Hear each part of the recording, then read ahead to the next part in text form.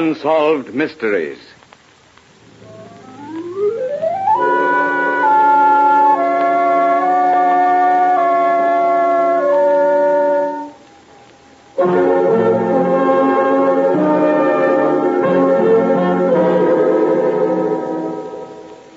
Out of deference to persons who may still be living, character names in some of these true unsolved mysteries have been changed.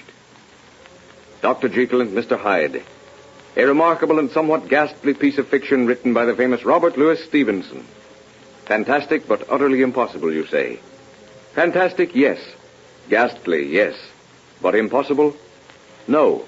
For a Jekyll and Hyde complex was the answer to the crimes which horrified and terrified London in the late 80s.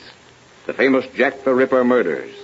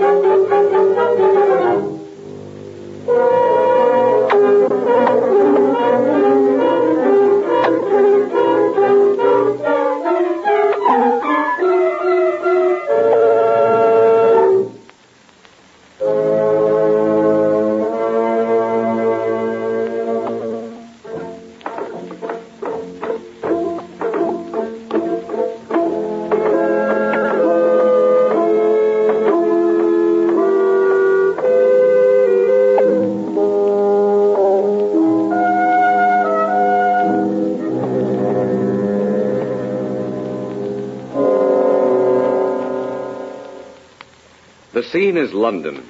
The time, evening. A thick rolling fog shrouds the Thames embankment, and the lights lining Blackfriars Bridge have a ghostly tinge.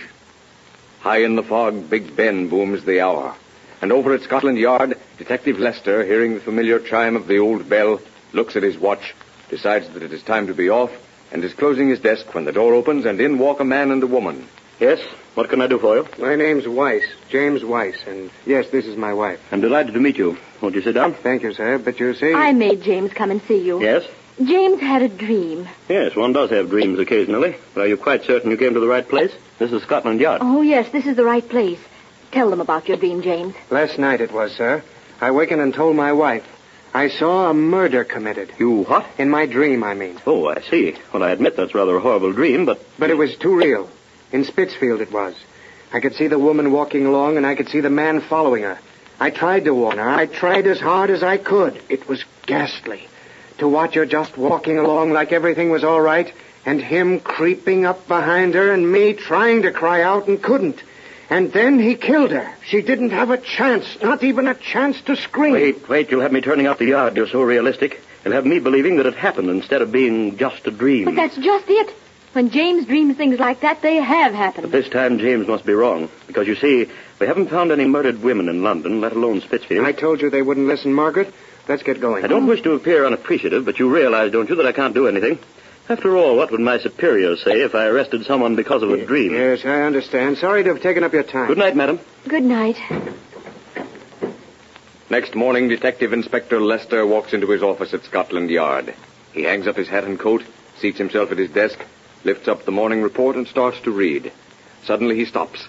His eyes start from his head. He reads again, then turns stuttering to his secretary. What is this, a joke? A joke, sir? Report of a woman found murdered in Spitzfield. Well, there's nothing to joke about there, sir. She was a horrible sight. Ripped to pieces, sir. Never even had a chance to cry out. But it's impossible. Impossible, sir? What's impossible about it, sir? The body's in the morgue if you want to go and look at it. Although I don't advise it, sir. It's a messy one, and I've seen lots of them. Who investigated? Brown, sir. Get him in. Yes, sir. What time was she found? 3:00. You wanted me, sir? Any progress on this murder in Spitzfield, Brown? Not yet, sir. Know who she is or was? Oh, yes. Just one of the many women around that neighborhood at that time of night. No motive, then, so far. No, there isn't a clue as to who could have murdered her. Not a thing. Nobody heard a scream, although I don't think she had a chance to scream. All right, Brown. Get hold of McCarthy and have him search London until he finds a chap by the name of James Weiss and his wife, Margaret. I want them here. I want them as quickly as you can find them. Yes, sir. But James Weiss and his wife, Margaret, were not to be found. And the body lying in the morgue was not the only one Scotland Yard was to view in the following months. London was in a state of panic. Hardly a week passed that a woman was not found brutally and horribly murdered. The newspapers called the unknown fiend Jack the Ripper, and women were advised not to walk alone after dark in the Whitechapel district, where the majority of the crimes were committed.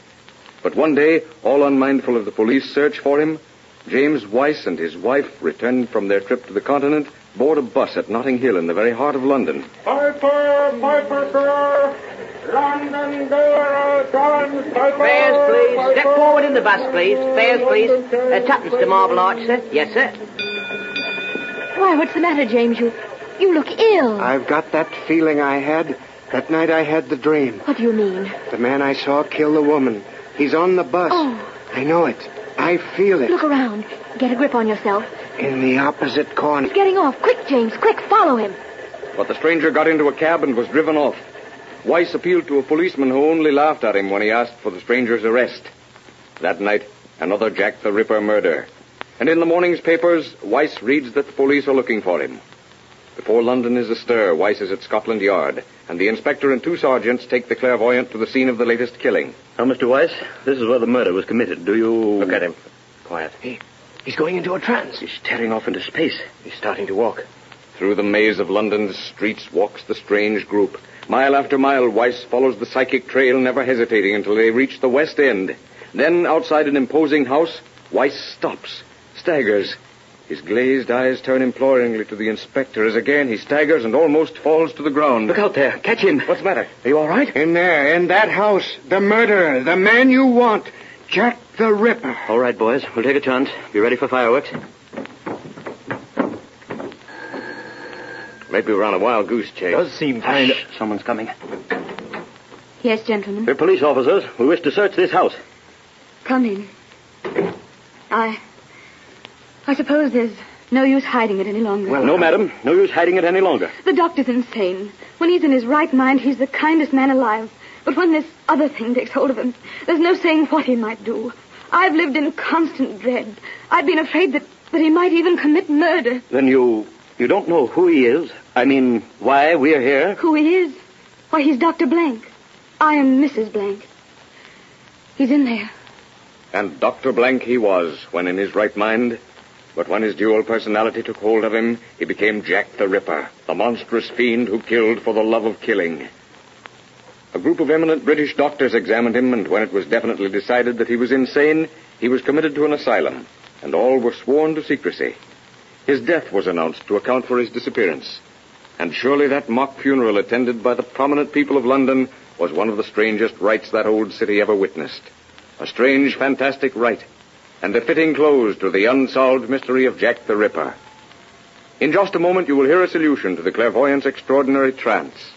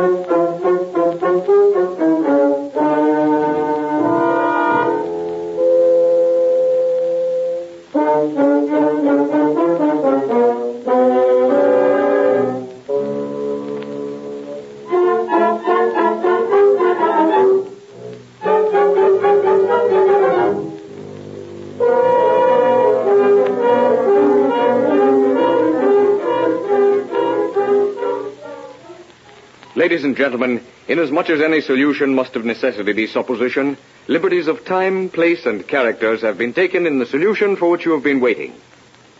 It is many years after the famous Jack the Ripper murders, and Detective Inspector Lester is discussing the Ripper case with a well-known London editor, now dead. You see, Tom, the Ripper case isn't the only case where we've had the Yard used a clairvoyant, and this clairvoyant has helped us out when we couldn't find a starting place.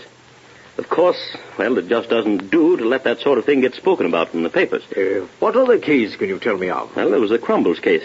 We were at a dead end. A medium was consulted, and she described the murderers. But more than that, she told us where they were living. The arrest and proof were simple. But there must be some explanation to such peculiar happenings. Yes, there is. Look at it this way. Mediums or clairvoyants, I don't particularly care what they're called, make a practice of going into a trance so many times that they become more and more susceptible. I mean that there are times when, merely because they're not thinking about anything in particular, their minds are open to suggestion, although at that particular time they may not be aware of it. Yes, I can understand that. Now, here's a peculiar thing. What emotion, next to an effort to save one's life, do you think is uppermost in 9 persons out of 10 who are murdered? Why, I never gave that a thought. What is? An overpowering desire to have the police know who killed them. Now, that desire for, well, call it revenge, coupled with fear of discovery of the murderer, produces a tremendously powerful thought wave which is received by a clairvoyant who is receptive to suggestion at the moment. Almost like a radio set, which has been left switched on and tuned to a station which is off the air. Suddenly the station comes on the air, and the message is received, huh? Pretty good explanation. Yes, I accept all this.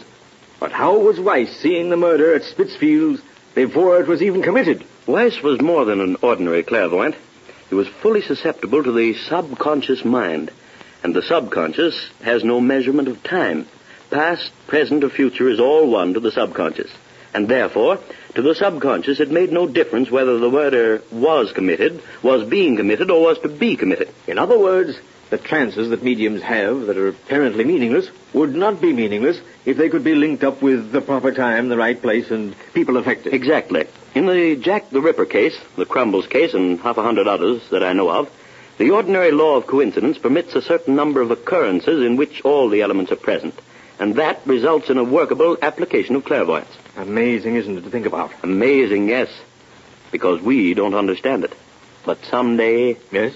Someday, when the police of the world wake up to the value of this study, catching criminals will be a simple matter. But when that day comes, criminals will be few and far between. Why? Because criminals, too, will be able to see and to know what awaits them. If not in this world, then in the next.